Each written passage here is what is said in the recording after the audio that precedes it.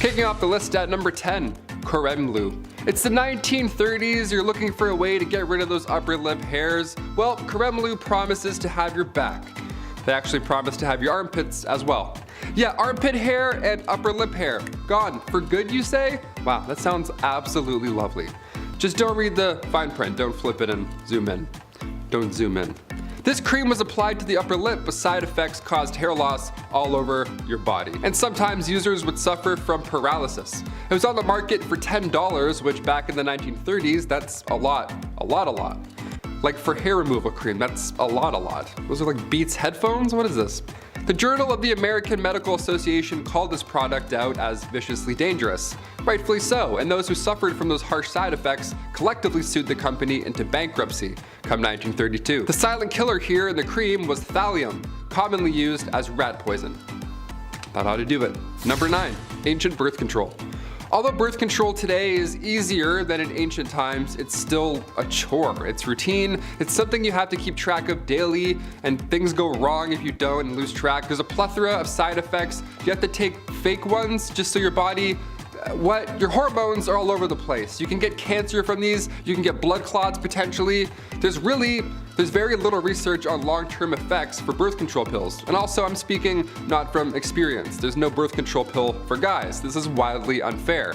I have the most respect. These pills mess you up. My friends will tell me their side effects and I can't believe it.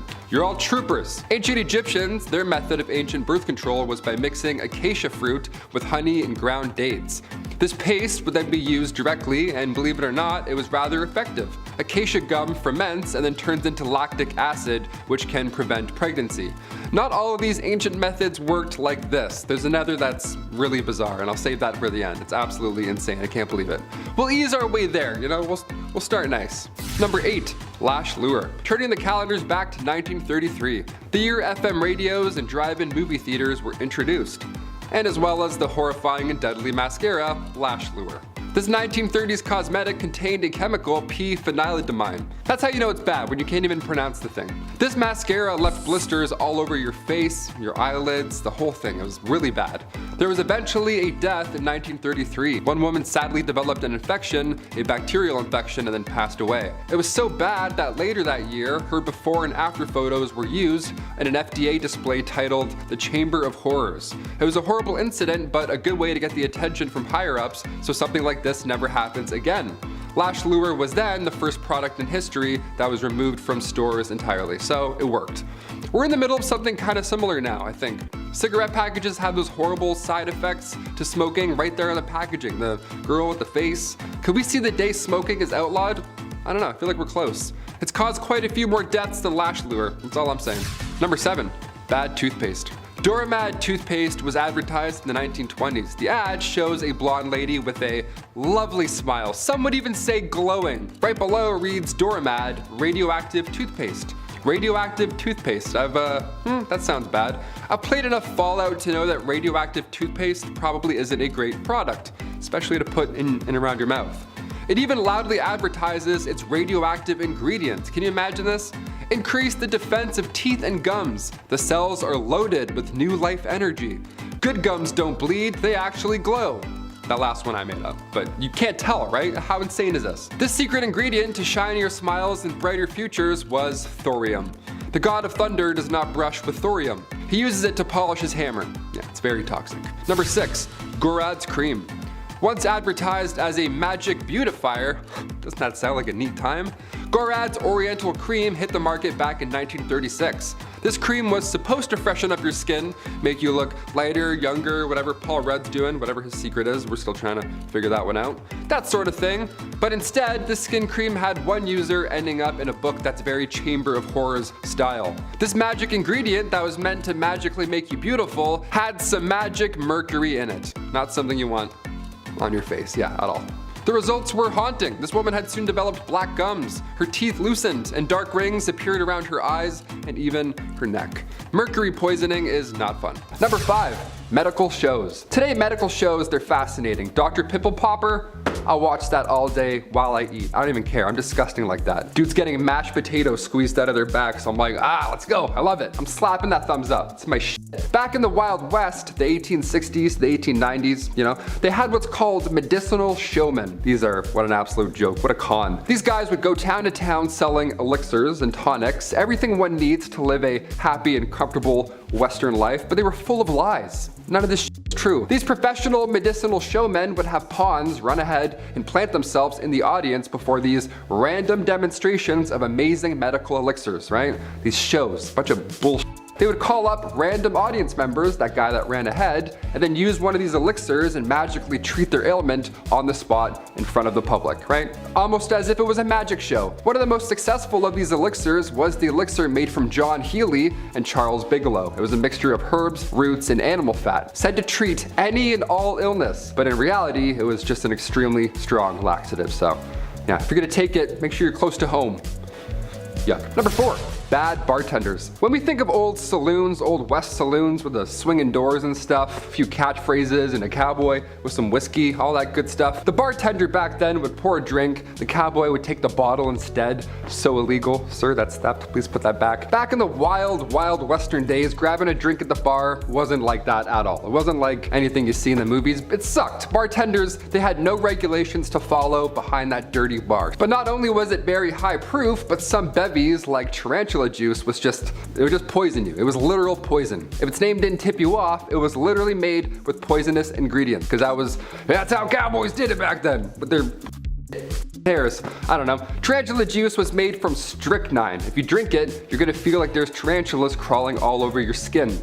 That was their pitch back then. They're like, happy hour, come get tarantula juice. I'm like, awesome, thank you so much. How do I not tip? Which button do I press to not give you money, you freak? Number 3, grow it out. In the Old West era of the United States, men often grew their hair long as a practical choice rather than a cool fashion statement. You know what I mean? All those bandits with their long hair, they had to. Living in the rugged and often isolated terrain of the West, men had to perform many physically demanding tasks like hunting, ranching, mining, pouring whiskey drinks and tarantula juice. Long hair would help protect their scalp and neck from the sun and wind and all that good stuff. But it's important to note that haircuts were not always easily accessible back then. And many men back then could not afford them or did not have access to a barber. It's like, I can't cut it. It's like, where? We don't have anything. We don't have dental. What do we do? As a result, growing their hair long became a practical and functional choice for many men back in the Old West rather than, style. They were going for looks back then. They weren't doing man buns, doing the cowboy thing. They're like, no, I have bugs. I don't want you to see my bugs. I'm gonna grow it, thanks. Number 2, outhouses. This one here stinks. In the Wild West, outhouses were sadly common as indoor plumbing was not yet available. They didn't think of that yet. So these structures were often simple and consisted of a small building, if you want to call it that, with a hole in the ground for your waste disposal, if you want to call it that. Now, due to the unsanitary conditions and lack of proper waste management and knowledge about germs and stuff, outhouses could attract a variety of insects and other pests, and it was just bad to go in there. Flies, mosquitoes, other bugs, they were commonly found in and around these structures, and they could potentially transmit diseases to humans. So if you're in there, you really get your business done and then get out. You don't want to waste time. You're not checking any tweets while you're in there, that's for sure. Despite the unsanitary conditions of an outhouse, they were a necessary part of daily life in the Wild West. And people learned to tolerate the bugs and just deal with it because they're like, you know what, this is better than going on outside. Whatever's going on out there, we're good. Close that up. One time I went to a cottage when I was younger and my mom didn't tell me that they had only an outhouse. No running water the entire week. I was like, awesome, let's turn around, I guess. I'm not doing that. I held it for like 7 days straight. It was a nightmare. And finally, number 1, broken bones. I'm lucky enough to have never broken a bone. I mean, knock on all the woods. But what if you did back in the old Western days, right? Then what would happen? What, is a cowboy gonna heal you up? No. What if you were trying to learn a kickflip and you broke your leg? Then what? What are you gonna do? If the dental plan was any indication, it's not pretty, not a lot of options. In the Old West, broken bones were a common occurrence, particularly among those who worked in physically demanding jobs, like ranchers, miners, cowboys, around livestock. Those things kicking you randomly, something's gonna break. Treatment options were limited and often relied on first aid techniques, splinting the affected area with whatever materials were available, such as wood, cloth, or even animal hides. It sounds crazy, but back then that was really the only method for immobilizing broken bones. Pain relief, that was only provided with natural remedies, such as opium or willow bark tea. So you're gonna feel that entire healing process. It's gonna suck. More serious fractures, like ones that, go through the skin, those require the attention of a doctor or a surgeon. However, those medical professionals back then were not always available in the remote areas of the Wild West. Number 10, the Switchblade Comb. Leather jackets, smacking jukeboxes, and a switchblade knife. Nobody was cooler than the Fonz on Happy Days. Well, maybe your uncle. Everybody has a cool uncle. But something I just think is silly, or something a lot of men probably use today, or at least the super cool guys who have no idea what or who the Fonz is, the Switchblade Comb. Basically, it's the same thing as a switchblade, but instead of a small blade, you got something to comb your hair with. Because when you're a man, you have to look fresh and tough at the same time. Trust me, ladies, it's how we operate. Gotta look tough, gotta look mean, and kick the jukebox. Number 9, the Ball Jacuzzi. I don't know about you guys, but there is nothing better than a nice hot tub. I'd like to say I spend a lot of time in hot tubs with cute girls. However, due to my financial situation, most of the hot tubbing that I've done has been at public pools where I shared a hot tub with older Italian and Greek men who I swear were still wearing sweaters. But that was just their hair. Speaking of hair and saggy skin, meet the Cess Pools, a tiny hot tub for the piscadille and 2 matzo balls. Hey, I understand, your undercarriage has to stay clean, and honestly, I would love one. Chris and I were talking about we want one. We might even share one, who knows? Number 8, the all-in-one. Alright man, this one goes out to us, the manly men, the dads, the sons, the brothers. The men who work all day and night and still have time for their family. I appreciate you and I see you, brother. Want to know why we have so much time, ladies? Well, that's because we've cut back on time in the shower with a very 5-head invention. We call it body wash, or face wash, or shampoo, because we use it for everything. 3-in-1, yes, that's right. If we buy a body wash product, that means it will be used all over our bodies. No time for L'Oreal Pantene or that purple shampoo with the kangaroo. We speedrun shower so we can get back into doing the things that you ladies love. Like not putting the toilet seat down. Number 7, King of the Porcelain Throne. Kings, I hear you. Life can be busy and the shower speed run is not the only product that we've invented. Here's another shout out to all my kings who take extra time while sitting upon the porcelain throne. I salute you. Yes, that's right. Besides doing the hygienic process of evacuating one's bowels, we take a mental health break in the bathroom. A time to check in, relax, take inventory, and take a breath of some not so fresh air, especially if you ate Taco Bell the night before. Is it strange to sit there in that situation? Perhaps, but like any other guru, we need a space to feel our spirituality. Would Yoda be Yoda if he didn't meditate? Sit on the toilet, I will. Number 6, the beard apron. This is just so smart and I'm seriously considering buying one because this is the bane of my existence. Sometimes the lumberjack look is too much for me and the closer I get to looking like Chris Farley, the better. I think I have a great motivational speaker impression. Maybe I'll show you guys one day. We'll see. I don't know. However, when shaving my beard, I have nowhere to go and it's too cold in the winter to do it outside, so that's why this is so smart. Basically, it's an apron that you post up like a hammock. So when you're shaving down those chiseled cheekbones of yours, all the little hairs fall into the apron. That way your GF can't yell at you because there's no mess to be made. Necessity truly is the mother of all invention. Number 5 is some hair-raising standards. As you can probably guess from looking at the statues and other works of art they left behind, the ancient Greeks weren't a big fan of bodily hair. For them, the ideal body, especially for women, was smooth like a dolphin all over. Naturally, in a time before Gillette razors and shea butter shave cream, 'twas not that simple. Since they didn't have modern waxing solutions or even razors, despite making the strigil, which if they'd sharpened even a little, could have been made for the perfect razor/hedge trimmer. So the simplest way of achieving the beauty ideal was to simply pluck out individual hairs one by one. A painful, not to mention time-consuming process for your legs alone. Imagine trying to do that around back when mirrors haven't been invented yet. Fancy a swifter solution? Well, how about burning all your body hair off? Also the custom in ancient Greece. Best part of that, a lot like today, is if you don't keep up with the societal expectation of shaving, you'd receive a lot of disapproval and discomfort from others. But unlike today, as stated, it was a lot harder for them to shave safe, so the fact that expectation was there is insane. This is all about the power balance of the sexes, however, as respectable women's ritualistic deletion of her natural state attests to the male supremacy over his objectified wife. While he has his manhood intact, she must deplete her womanhood and thus alter her innate form so as to uphold the classical ideal. Somehow that didn't apply to eyebrows though. No.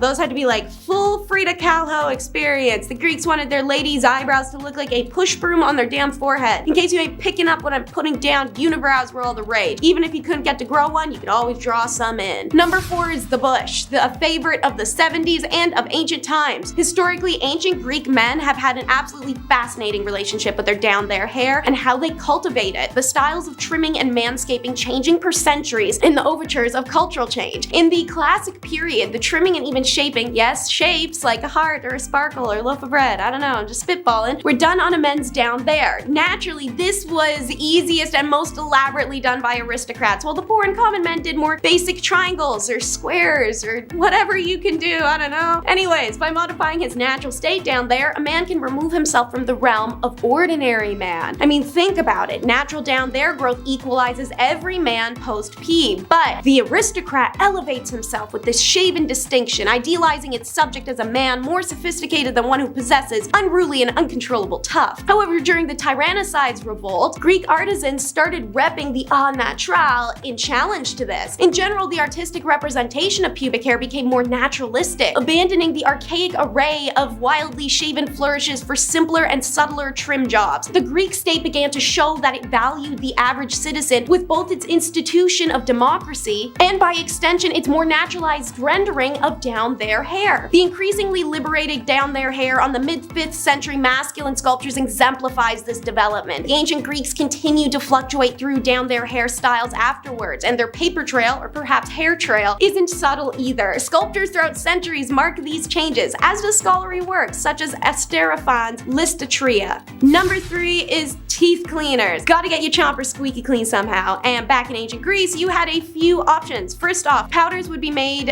as toothpaste, and these would be substances like lum, ashes, clay, peppermint, propolis, fennel seeds, cardamom seeds, and a magic substance called mastic. Mastic is also a resin that's a strong antiseptic. They also added abrasives like sand and crushed bones. These powders would be applied to a thin, dampened cloth, string, or twigs, all of which would be then used to rub, buff, and shine in between and on the teeth. By the time of the Roman Empire, the elites had actual servants whose job it was to clean others' teeth, and you could visit them and pay for a wash job. Now, to address the whole urine mouthwash thing, we've all heard about it at some point. It's true, but it's not. It's not like the Greeks were gargling the early morning dark yellow. They were adding derived properties from urine to their toothpaste. So that brings us to number 2, which is the uses of urine. Similar to how you can harvest salt from water, you can collect important acidic properties from processing urine. This is still awful and gross, but only because in modern times we're a lot more squeamish to concepts like that. In fact, people back then weren't even unaware that it was kind of crazy. The poet Catullus once mocked his clean-toothed enemy Egnatius, who, to quote him, has shiny white teeth and grins forever everywhere. If he is in court when the council excites tears, he grins. If he be at a funeral pyre where one mourns a son devoted, where bereft mother's tears stream for her only son, he grins. Whatever it may be, wherever he is, whatever may happen, he grins. And he curses him out by saying to him that the higher the polish on your teeth, the more it proclaims that you have drank your piss. The Roman Emperor Vespasian famously instated a urine tax by taxing the public bins where people dumped urine collected from toilets. The tax was so lucrative that it was continued by his successor Titus. The collected pee was then sold as an ingredient to businesses, workshops, and tanneries,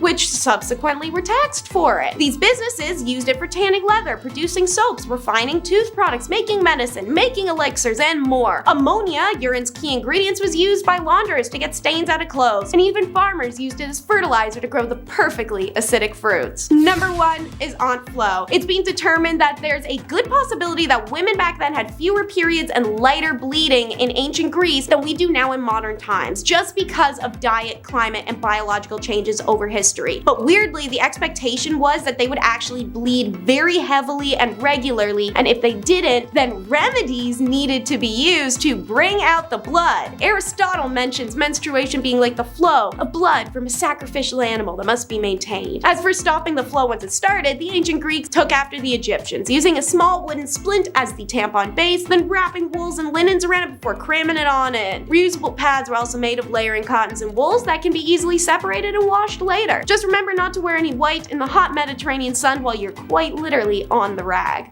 Number 10. Snake eyes. Well, not exactly snake eyes, but after extended use of belladonna drops in the eyes, you would probably wish that a snake bit you in the eyes. Belladonna is poisonous. It's a no-cal zone, red flag. But yet it was still used by Egyptian royalty. Basically, the drops of poison would dilate your pupils, and that would be considered to be beautiful. For some reason, I guess, okay. Extended use of the drops had terrible side effects for the user, blindness being one of them. You gotta remember, folks in this time have no social security, and the best doctors can do for you is tell you to go take a bath in crocodile dung. And to pray to the gods for more, I guess. Sure, okay. So to avoid that tragedy, go for the natural look and avoid the eye drops. You'll thank me later. Number 9. More eye stuff. Thought I was done with the eye stuff? Well, guess again, amigo. I ain't done yet. I've got lots more to say about that. Okay, maybe a little. Eyeshadow and eye color. Some ladies today would say no special outfit is complete without it, and honestly, I have to agree, ladies. Sometimes y'all do some stuff with your eyes that makes me say, damn, you look good. Damn, you look good. However, some ladies might be cautious to slap some color on their face if they knew the origins of the product. As for the royalty of Egypt, eye makeup was in.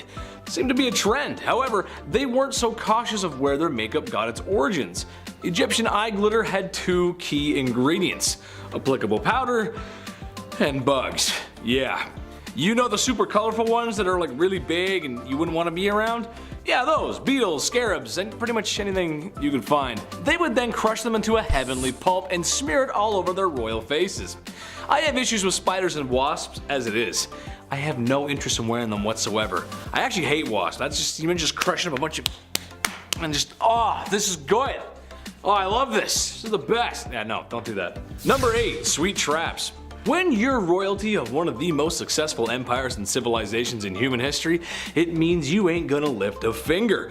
Less than any other celebrities do today, probably. So what to do with all that extra time in your hands instead of living like everyone else? Well, how about a picnic? Oh, that sounds nice, actually. Sounds great, right? Except when we bring out all of our favorite treats, the flies and bugs bother us, and we can't look beautiful if we're covered in bugs head to toe. How did the Egyptians fix this, you ask? Well, it's simple. Don't let the bugs bite you in the first place. Basically, you get one of your forced volunteers, maybe a couple actually, and you slather the poor devils in honey, till they look like your favorite pastry from Tim Hortons. Place said glazed serving away from the picnic, and now you can enjoy it in sunshine and peace. The screaming of being eaten alive by bugs might dampen the mood, so just wear earplugs, it's fine. You stay over there and just get eaten, it's fine, no problem. No problem. Number 7, unhooded Sith. Circumcision is important in a lot of cultures of yesterday and today. Now at this channel, my job is to come out here every week and make you laugh. So to the men out there who still have their Jedi robes, imagine every day of your life you got sand in places that sand shouldn't be. Anakin Skywalker's worst nightmare, and honestly explains why he hates sand so much. But perhaps one of the reasons Egyptians used this hygiene service was to stop sand getting in their wiener's one-eyed bandit. There's no showers, nothing to really get it out once it's in there.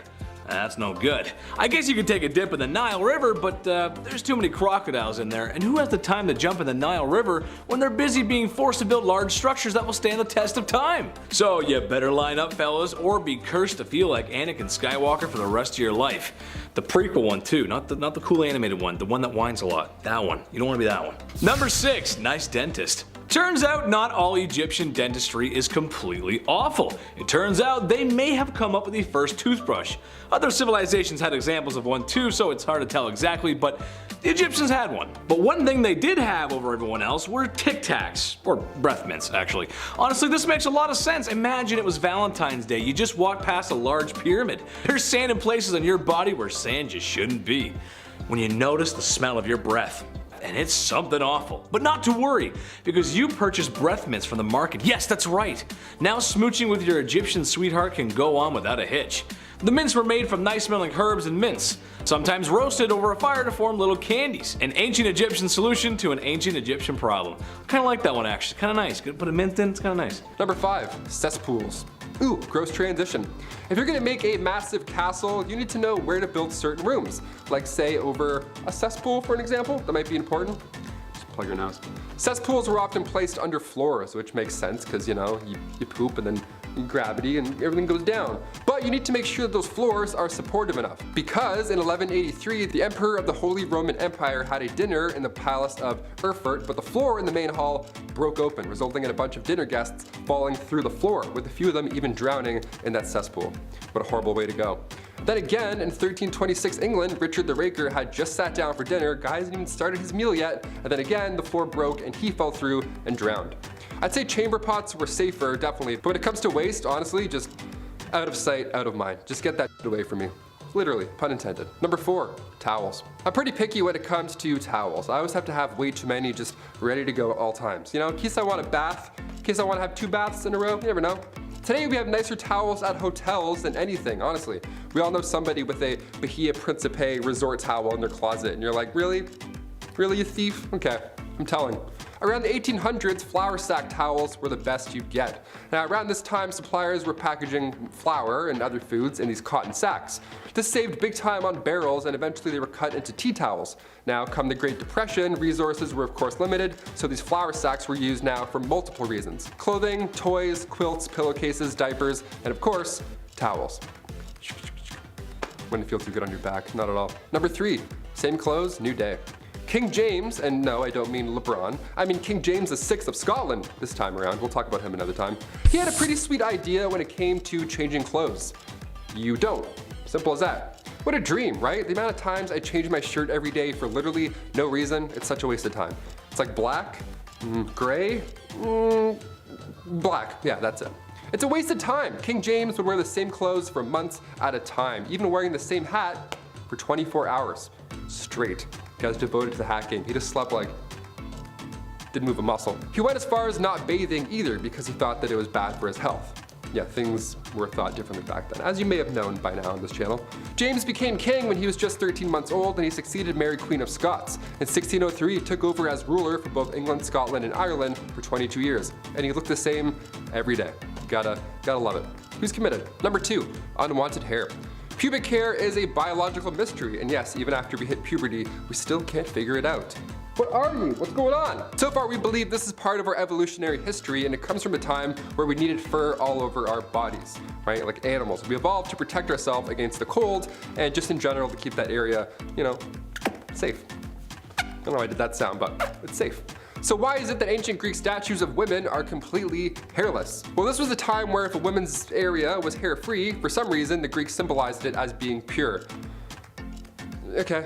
So in order to be considered pure, you'd have to use razors and creams, pumice stones, methods that were not as smooth as today. What's even more annoying is that men who would grow their body hair out, that was a sign of maturing. Yeah, I'm not either of these categories. I can't grow anywhere where I want to. It's just bald. I'm just a bar of soap. Yeah, I'm not gonna use a stone to shave either. Thanks. We'll pass. Next. And finally, coming in at number 1, acne. Ancient Egyptians and Greeks came up with an interesting method of getting rid of those pimples. Now, reminder, this was long before Dr. Pimple Popper was ever a thing. You ever click one of those videos and you're watching for like 40 minutes? You're like, I'm gonna be sick. Is that yogurt? What is that? Physicians back then discussed these elevated spots with black tops that can plague your skin for 4 to 5 years. But by squeezing these mysterious spots, you force out the maggot inside. Yeah, blackheads were called maggots back then, so that's pretty horrible. That's gonna be in my head forever. They would refer to severe cases as maggots that lie in bed of roses, AKA your face. That's the bed of roses. If a physician told me I had maggots in my face, I'd faint. Teeth worms and maggots, like just brush your teeth and wash your face and then avoid all that smoke. These disorders were thought to be human skin taking on the properties of animals, so that's pretty wild. So ancient Greeks and Egyptians would use honey, vinegar, turpentine, and emulsion of bitter almonds to solve that problem. Or what I just do is I just squeeze really hard, yell one curse word, and then wipe the mirror. That's usually how I do it. Kicking off the list at number 10, medieval manicures. You can clip your toenails anywhere you want these days. An alarming amount of people do it on airplanes, apparently. Yuck. But how did we clip those little piggies back in the day? Before modern fingernail clippers were patented in 1875, we have to look to the ancient Romans and how they got rid of those hangnails. Biting them off, of course. That was the best way. That bad habit I'm sure half of you have, as well as me. That was the best way. Boink. Eating the nails, bad stuff. In 35 BC, biting nails was written as a way of dealing with nervousness. Even back then, anxiety still it was a thing, of course. Ancient Greeks had a tool that looked a lot like toenail clippers, but it was actually used for pulling hairs. I'll get into that one a little bit later. It's a bit more intense. Medieval methods for cutting your nails were usually to use a small knife. So around the Babylonian age, the newly invented scissors would just do the trick as well. You just gotta have really good aim. They're big, rusty, giant, comedically big scissors almost. Sandpaper was also commonly used as well, and to that I say great idea. We still use that today. Number 9, hot pokers. Okay, I absolutely hate this so much. It makes me cringe, and it will probably do the same to you. No wonder people are actually afraid of going to the doctors. Their ancestors had good reason to be. It was pretty much comparable to going to a torture clinic. Yeah. Though I have to say there was some sense behind this one. If you were to receive an injury where the loss of blood could be fatal, cauterizing the wound was a good way to stop it. But it would definitely suck. They would heat up a hot poker and apply it directly to the wound without the luxury of any painkillers. Obviously, this would be extremely painful. Would I rather bleed out or have this done? I honestly don't know. However, it would probably result in infection if not treated properly, especially considering that they didn't wash their damn hands, as we found out in the previous video. But they wouldn't just use hot pokers for blood wounds, they would also use them to burn off hemorrhoids and STDs and, I don't know, hopes and dreams. It was a bad time. Number 8, clamshell hair removal. Whew, here we go. Nowadays you can laser off any unwanted hair. Waxing as well, sounds like an absolute nightmare, but compared to how it used to be done, it's still our best method today.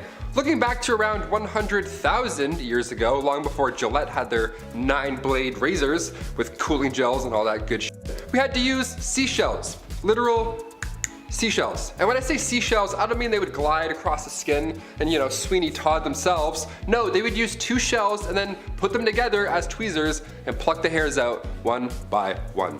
Seashells. Can you hear that? It's the sound of our ancestors plucking their eyebrows. They're still screaming. Sharpened clamshells were used later in the 19th century, and we realized if they're flat enough, we can swipe them off. So they were sharpening shells. Eventually they got to the gliding technique. Saves time, but still it was horrible.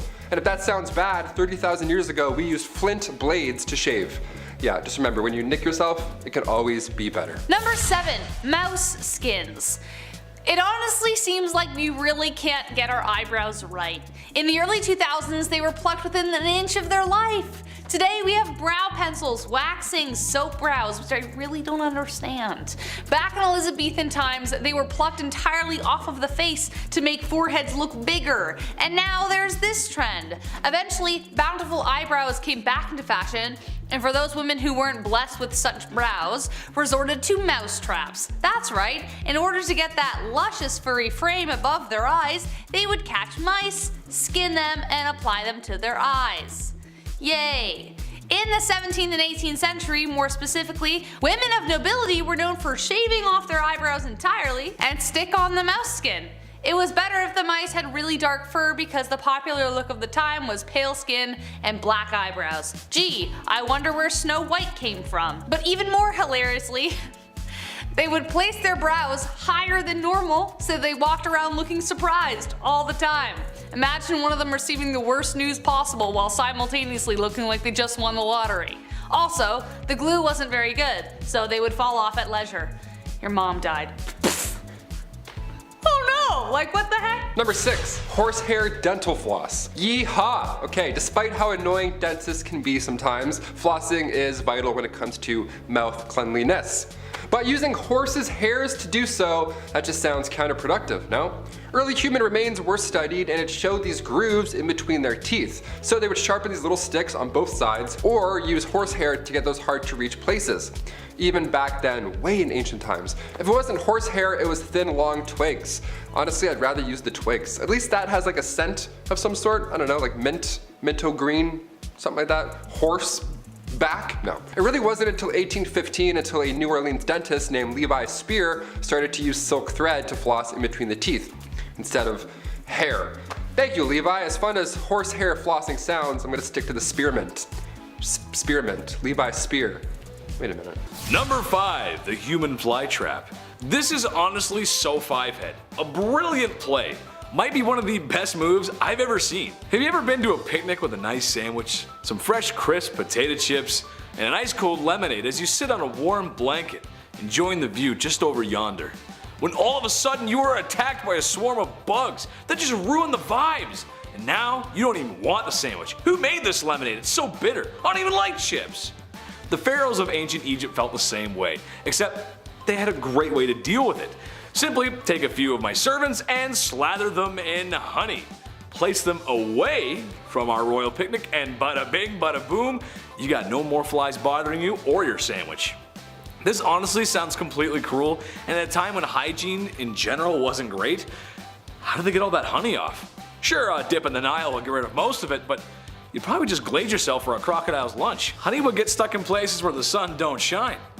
And just like shame, you can never really wash it off. Number 4, ancient sunscreen. As soon as summer comes around, game over, honey. I burn so easily. I have freckles for 2 days, then the rest is just red and just bad, all bad. That's why I'm a fan of winter. I don't have to keep applying sunscreen to my face all day and feel like I'm about to faint. But how did Egyptians beat the heat in ancient times? They didn't have Banana Breeze SPF 35. What did they do? Well, ancient Egyptians valued their skin as a symbol of beauty. You think your morning skincare routine requires a lot of work? Yeah, buckle up. Their routine was written on a tomb wall and also scrolls. They used rice bran containing UV absorbing gamma oryzanol, and that was used to block the sun off. Jasmine as well helped repair sun damage. Just some chick named Jasmine, she was like, don't look at it, just stop. Ancient Greeks used olive oil as sunscreen, which as far as UV protection goes, did absolutely next to nothing. You'd be burnt and dehydrated, but you know what? Tan line, so. Number 3, Red Dead Bandage. America 1864. There's a polite disagreement between North and South whether the South should be still using YouTube's least favorite S word as a business practice. The verdict? It wasn't very nice. That aside, the Southern states fought hard for a very stupid reason. Idiots. Such a hard fight in the fact that it was taking a serious toll on everyone. Specifically the Southern economy and civilians who got caught in the raw end of the deal. The war was a huge cost of life and money for both sides, but the South just didn't have the same resources the North did. So, after years of fighting, things weren't looking too good. An example of this was the South washing and reusing bandages as supplies were low and casualties were high. This might be hard to stomach, but that's just what happened. Nurses washed the blood off of blood-soaked rags and bandages to reuse simply because there was no supply. I don't have to be a doctor to tell you that reusing bandages in a time before antibiotics is a bad idea. It might be better to just not have a bandage in that case at all, as the chance for infection would significantly increase. Dutch, you got any fresh band-aids over there? I scraped my knee fighting with Micah. Hurts real bad. Maybe get John to kiss my boo-boo better. Number 2, ancient socks. Somebody got me socks as a gift over the holidays, and let me tell you, still the best thing you can get. Socks and lip balm, you can do anything you want. Game over. Socks in ancient Greece were not the right and left neon green athletic socks that you have today. No, not even close. Socks came around in the 8th century BC, made fresh from, you guessed it, animal hairs. Yeah, it was gross. This actually led to Romans tying animal skins around their feet and then tying them up. Cut to the 2nd century AD in ancient Rome, the sock game got real. Romans began using fabrics instead of animal skins, and it was softer, lighter, and all that jazz. And then later on in the 5th century, socks were worn only by the most holy. Socks were associated with the church. They were considered a symbol of purity. Yeah, you heard it. Socks would go all the way up to your leg. A little different than the New Balance ones we have now that just go up to your ankle that, you know, fall off when you're halfway to work and then make you really upset. I have one right now. I'm gonna go figure it out. Number 1, heavy stomach. We as humans need food and water to live. Water honestly being number 1. I mean, I could eat a little bit more, but water's more important. But it is what it is sometimes. People in the past had no choice but to build water pipes out of lead. Sure, maybe it wasn't common knowledge that the lead was toxic, but a lot of people did know. So that's why all the cities that sparked up during the Industrial Revolution were built with such. Lead as a material did make sense as it was cheap and easy to use, so that simply outweighed the health risks of lead poisoning. Lead was a common material in other products as well. But when your drinking water is supposed to be fresh, maybe it's time to spend a little more so we don't end up, spending a lot more on healthcare for lead poisoning. After years of being underground, the pipes corrode and leak toxins into the water stream. It's why in older cities, a lot of time and money is spent today replacing old pipe infrastructure. To me, it's a classic case of, let somebody else deal with it, I'm sure it's fine. Well, I'm off to go work in a completely safe asbestos factory. I'm sure there's nothing wrong or bad in there. Kicking off the list at number 10, wiper no wiping. On part 3 of the series, we of course brought up the worst job in royal history, the groom of the stool. Wiping was a royalty. We didn't have the fluffy bear family telling us to #enjoy the go. where they used an incredible amount, just a wasteful amount of toilet paper. Those bears, so wasteful. We had to improvise back then and use leaves. And by we, I mean medieval peasants, not us. We discussed Romans just pooping through cold cement benches, but what did they use to wipe after the fact? Well, that was the sponge on the stick method, which I'll be honest, that's my favorite of the ancient methods. Because you know somebody had the perfect stick, right? Like one that was like, just the perfect angle to really get in there. No, the sponge on the stick wasn't that fun at all. It was actually communal, it was all bad. You had to share it, be like, oh, okay. Here you go, sir. Early Americans used brick-lined pits, and that was their washrooms. This was around the time of the Declaration of Independence, and besides human waste, people would dump anything in these toilets. They found a window in one of these pits. A window. Some poor guy hit a window. Can you believe that? And as for wiping, are you ready? Dried corn on the cob. That's what they would use. Yeah, man, next time you do that corn on the cob butter trick where you like spin it through the butter, all nice and smooth, keep that in mind. Number 9, just pull it.